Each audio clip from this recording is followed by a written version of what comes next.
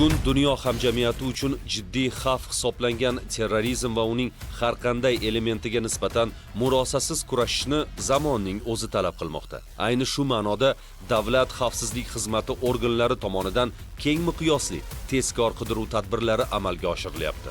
Jumladan, ichki ishlar idoralari bilan hamkorlikda o'tkazilgan tezkor tadbirda Suriyadagi jangarilarga pul yuborib, terrorizmni moliyalashtirish jinoyatini sodir etgan bir guruh shaxslar faoliyatiga chek qo'yildi.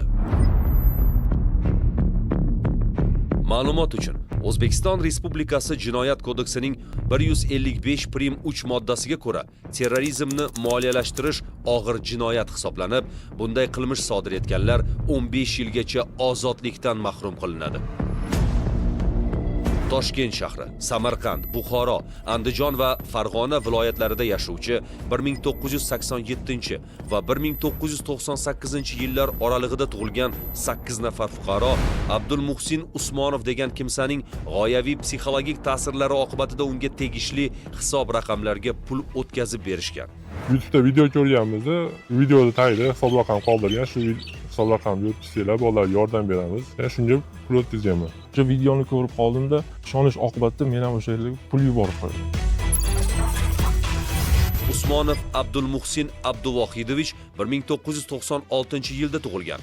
Qirg'iz Respublikasi fuqarosi, Suriya davlatidagi G'uroba katibasi terrorchilik tashkilotining media blogeri, terrorizmga oid jinoyatlarni sodir etganlikda ayblanib, Qirg'iziston tomonidan xalqaro qidiruvga berilgan. Saat Muxtor taxallusi bilan tanilgan mazkur shaxs Telegram messenjeri orqali Falastinda jabr ko'rgan musulmonlarga ehson qilish niqobi ostida pul yig'ish bilan shug'ullangan.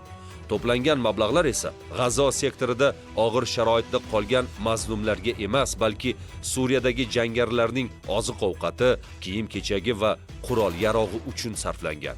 Achinarlisi, sudlanuvchilarning aksariyati oilali va jamiyatda o'z o'rniga ega insonlar bo'lishgan. Ota-onam o'zlari yemay institutda o'qitgan, karyera qildim. O'sha yaxshi ishga joylab qo'yishdi, uyli joyli qilishdida, endi bolamni rohatini ko'raman deganda, meni bir ehtirosga berilishim, meni bir narsani tekshirmasdan darrov ishonib ketishim oqibatida men ota-onam juda ham qattiq qiynab qo'ydim.